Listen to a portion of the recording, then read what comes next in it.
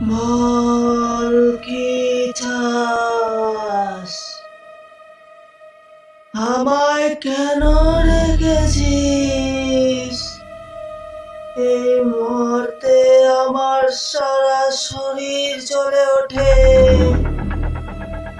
আমায় কেন রেখেছিস?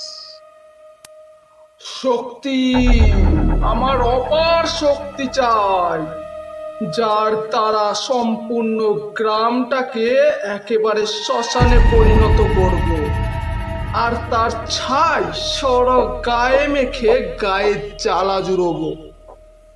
তবে তোকে যে আমার সাধনা করতে হবে, এমন কোনো সাধনা যা দেখে কেঁপে উঠবে সারা সংসার, হাহাকার পড়ে যাবে চারিদিক।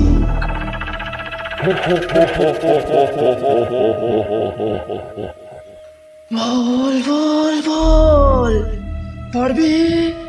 পারবি করতে? হ্যাঁ, আমি পারবো, পারতেই হবে আমাকে।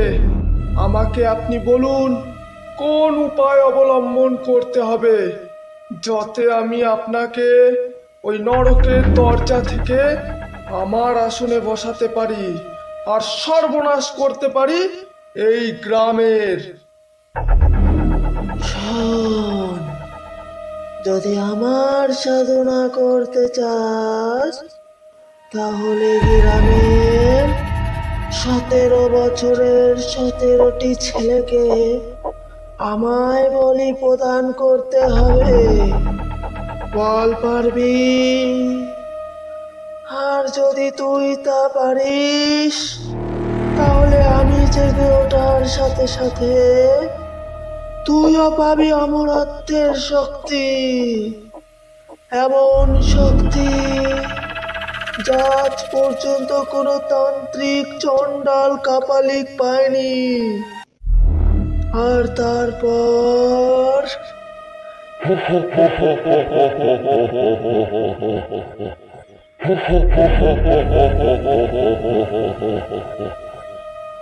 সামনের অমাবস্যা আসার আগে 16টি বলি তোকে সম্পূর্ণ করতে হবে। অমাবস্যার দিন শেষ বলি তোকে দিতে হবে। তবে সাবধান, একবার যদি আমার সাধনা শুরু করিস, তবে এই বলি সম্পূর্ণ না করলে তোর বলি আমি নেব।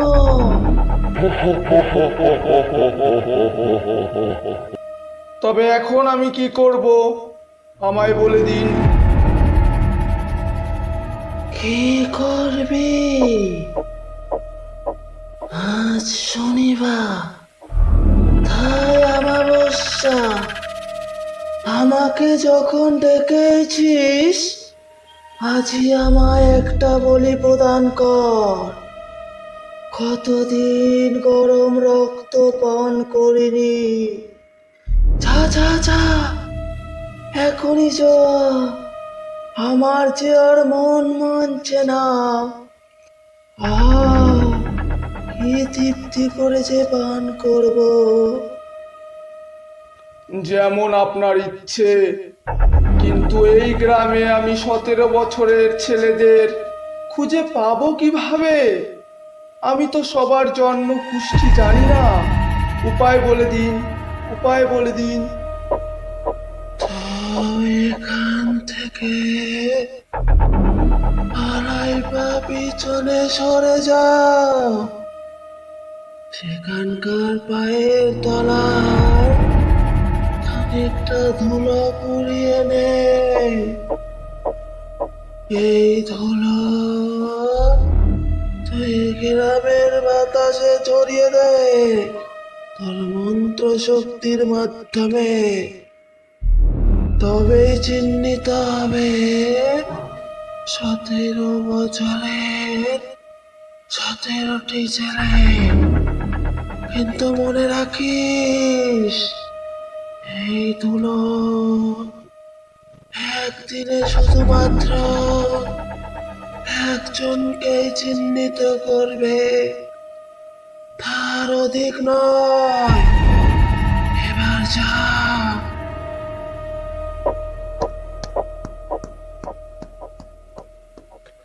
ওম নং চং পিত্রাকং স্বাহা। ওম পিত্রাকং চিহ্নিতং স্বাহা। আমার মন্ত্র কাজ করেছে। আমি পেয়ে গেছি। এবার কে বাঁচাবে তোদের আমার হাত থেকে? আমি আসছি। আজ যাসনে খোকা, রাতটা ভালো নয়, অমাবস্যা। কাল সকালে যাস খোকা, আমার কথা শোন। না মা, আজ আর আমায় আটকিও না। আমার পরম বন্ধুর অসুখ, আর আমি সেখানে যাব না? তা হতে পারে না মা। আমি যদি সেখানে না যাই, তবে যে আমি মুখ দেখাতে পারবো না। আমি চললাম মা, কাল সকালেই ফিরে আসব। এরপর রঘু ঘর থেকে বাইরে বেরিয়ে অন্ধকারে মিলিয়ে যায়। অমাবস্যার অন্ধকারে যেন কিছুই ভালোভাবে দেখা যায় না। হঠাৎ কিসে যেন একটা বেঁধে রঘু মাটিতে পড়ে যায়। তার হাতে ধরে থাকা আলোটা তখনও জ্বলছে। আলোটা সামনে ধরতেই সে দেখতে পায় একটা কুচকুচে কালো বিড়াল পথের মধ্যে মৃত অবস্থায় পড়ে আছে। রঘু ভয় পেয়ে একটু পিছিয়ে আসে, তারপর আবার চলতে শুরু করে। আর একটু সামনে এগোতেই সে দেখল একটি কুচকুচে কালো কাক মুড়ে পড়ে আছে। এরপর তার মনে একটু ভয় ফুটে উঠল। মনে মনে সে ভাবতে লাগলো, এটা কোনো স্বাভাবিক ঘটনা হতে পারে না। মার কথা শুনলেই হয়তো ভালো হতো। যাই হোক, বেরিয়ে যখন পড়েছি, তখন আর বাড়ি ফিরব না। তোকে ফিরতে দিলে তো ফিরবি। তোর তো আজ বলি হবে রে, বলি। কে কে কথা বলছো? আমায় ছেড়ে দাও, যেতে দাও আমায়। এরপর রঘু দিক বিদিক হয়ে ছুটতে গিয়ে একেবারে হুমড়ি খেয়ে পড়ল পূজারীর সামনে। পূজারী তার শরীর স্পর্শ করতেই সে জ্ঞান হারিয়ে পড়ল মাটিতে। যখন সে চোখ খুলল, সে নিজেকে আবিষ্কার করল এক বৃত্তের মধ্যে বাঁধনরত অবস্থায়। তার শরীরে কোনো বস্ত্র নেই। সিঁদুর হলুদ তার সারা শরীরে লিপ্ত। সামনেই সেই পূজারী। সে কি সব অজানা মন্ত্র পড়ছে? ওম চং পিত্রাকং স্বাহা। ওম জাগরং পিত্রাকং স্বাহা। জাগো জাগো, হে পিত্রাক জাগো, তোমার বলি গ্রহণ করো। এরপর আকাশ বাতাস কাঁপিয়ে এক বিকট হাসি হেসে সেখানে আবির্ভাব হলো স্বয়ং পেত্রাক।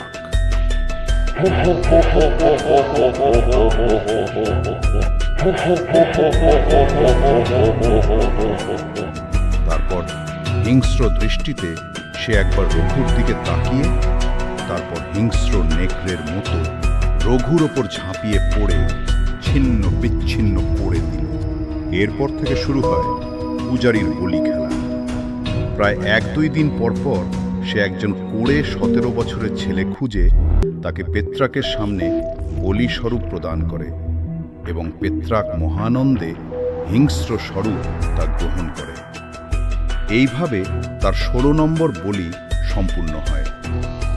এরপর আসে সেই দিন, অর্থাৎ অমাবস্যার দিন।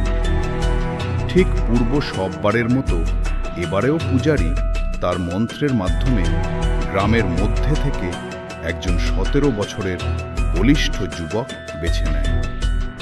কিন্তু সেদিন হলো এক অদ্ভুত কাণ্ড।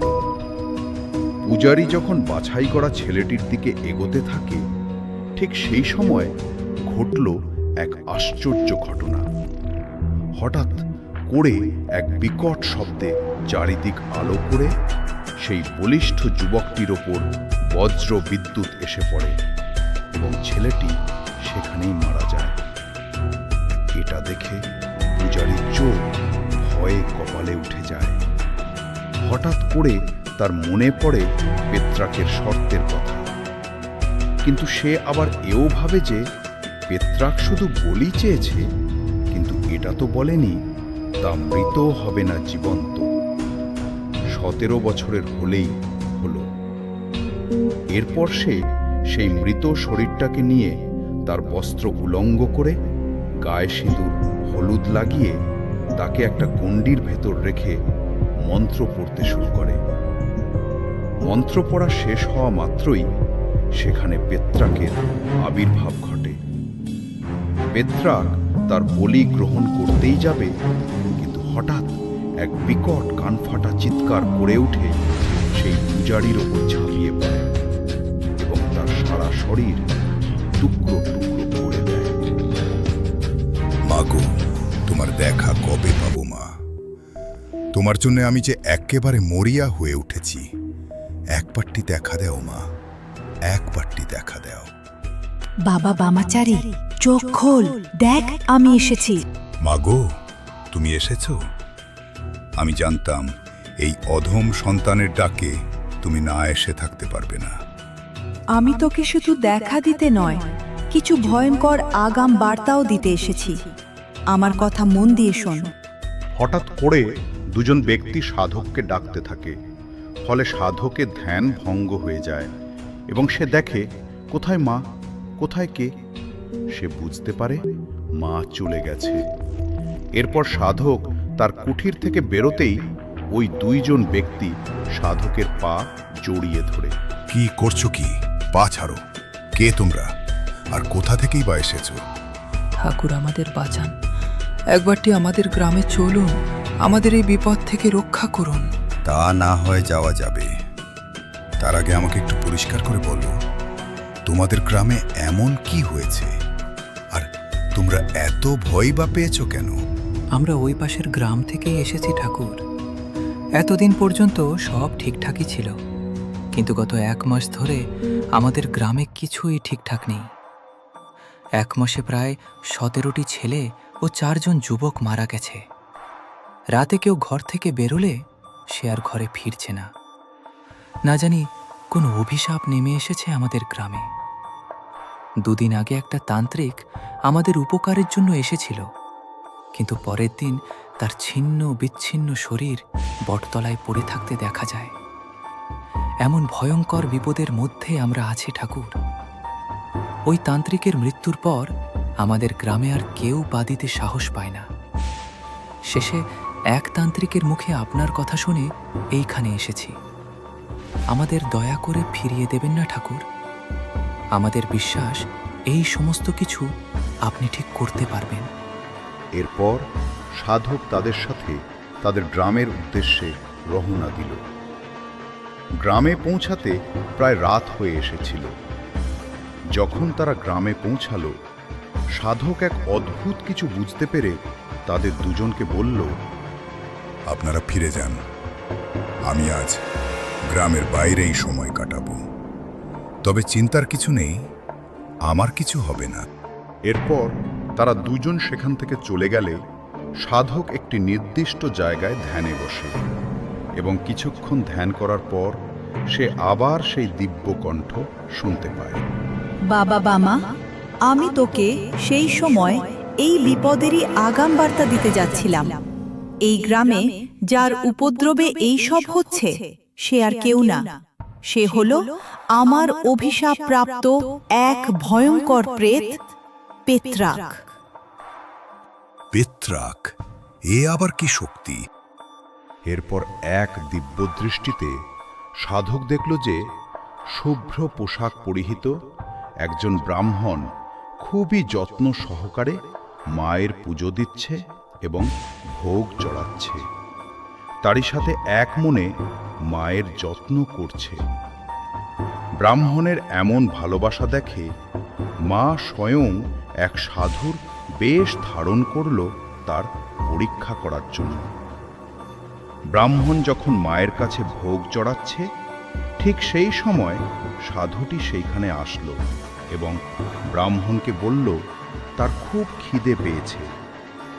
ব্রাহ্মণ তাকে বলল মায়ের ভোগ চড়িয়ে তারপর তাকে প্রসাদ খেতে দেবে।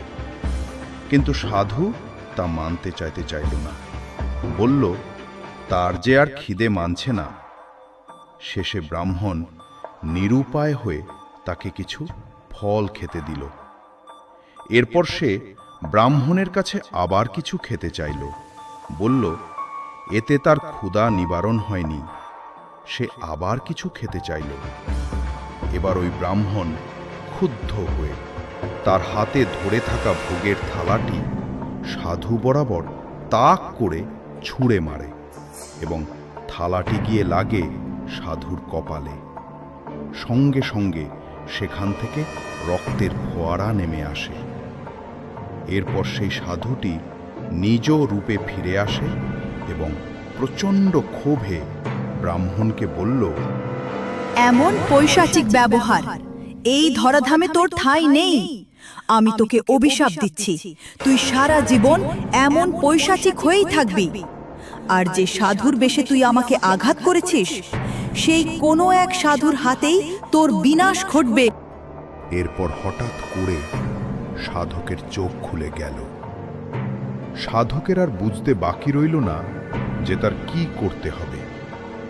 এরপর সে অনেক রাত পর্যন্ত সেই জায়গাতেই বসে রইল। হঠাৎ করে সাধকের কেমন যেন একটা অস্বস্তি বোধ হতে লাগল। বাতাস ধীরে ধীরে পরিবর্তন হতে শুরু করল। সাধক বুঝল তার আসার সময় হয়ে গেছে। কিন্তু সাধক সেখান থেকে এক পাও নড়ল না।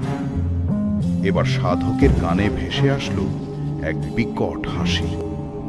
কোথা থেকে হঠাৎ একটি ভয়াবহ কালো ধারালো নখযুক্ত হাত সাধকের দিকেই এগিয়ে আসলো। কিন্তু সাধককে স্পর্শ করা মাত্রই ছিটকে দূরে সরে গেল। এরপর বিকট এক চিৎকার করে ধোঁয়ার আকারে সেই প্রেতটি সাধকের সামনে এসে সাধককে তীব্র কণ্ঠে বলল, তুই কে? তোকে আমি স্পর্শ করতে কেন পারছি না? তোর শরীর ছিন্ন বিচ্ছিন্ন করে আমি মহাভোগ গ্রহণ করব। যার সাথে স্বয়ং মা আছে তার বিনাশ করবি তুই? তুই হয়তো ভুলে গেছিস পাষণ্ড, তোর বিনাশ আমার হাতে। পেত্রাক এবার ভীষণ রেগে গিয়ে সাধকের দিকে ছুটে আসলো। তারপর সাধকের ওপর প্রহার করার চেষ্টা করতেই থাকলো, কিন্তু বারংবার ব্যর্থ হয়েই ফিরে যাচ্ছিল। পেত্রাক এবার নিজের কপাল বরাবর আঙুল রেখে কি সব মন্ত্র আওড়াতে লাগলো। এরপর পেত্রাক যেই না সাধকের ওপর প্রহার করল, অমনি যেন সাধকের অদৃশ্য বলয় ভেঙে চূর্ণ বিচূর্ণ হয়ে গেল। এই দেখে সাধক একটু ভয় পেয়ে পিছু হটে গেল। সে বুঝল এই পেত্রাক কোনো সাধারণ প্রেতাত্মা নয়। এরপর সে বুঝল অন্তিম প্রহার করার সময় তারও হয়েছে। এবার সে নিজের হাতের মাদুলিটা এক টানে ছিঁড়ে ফেলে, যেটা তাকে স্বয়ং মা কালী দিয়েছে। এরপর ব্যাগের ভেতর থেকে সে বের করল মায়ের খড়গ, যা সে আগেই মন্ত্রের দ্বারা তৈরি করে রেখেছিল। হঠাৎ পেত্রাক এসে এক হাত দিয়ে তার গলা চেপে ধরে তাকে শূন্যে ভাসিয়ে তোলে। সাধক সেই মুহূর্তে কিছুই করতে পারছিল না। শেষে খুব কষ্টে সেই তাবিজ সহ খড়গর দ্বারা এক কোপে পেত্রাকের ধড় শরীর থেকে আলাদা করে দেয়। ধীরে ধীরে শরীরটি মাটিতে ধপ করে পড়ে তাতে আগুন ধরে যায়। এরপর সাধক মা কালীর খড়গ তার হাতে পুনরায় ফেরত দেয় এবং মাকে প্রণাম জানায়। এই পর্বে ভোর হয়ে এসেছিল। পরের দিন সকালে ব্যক্তি দুজন আবার সেই স্থানে ফিরে আসে এবং এবং দেখে সাধক এক মনে ধ্যান করছে। সাধক তাদের উপস্থিতি টের পেয়ে ধীরে ধীরে চোখ খুলল এবং তাদের উদ্দেশ্যে বলল, এই গ্রামে আর কোনো মৃত্যু ঘটবে না। তোমরা সবাই এখন সুরক্ষিত। আমার কাজ শেষ। এখন তবে আমায় বিদায় দিন। এই বলে সাধক আবার নিজের আশ্রয়ে ফিরে গেল। এইভাবে শেষ হলো আরো এক ভয়ঙ্কর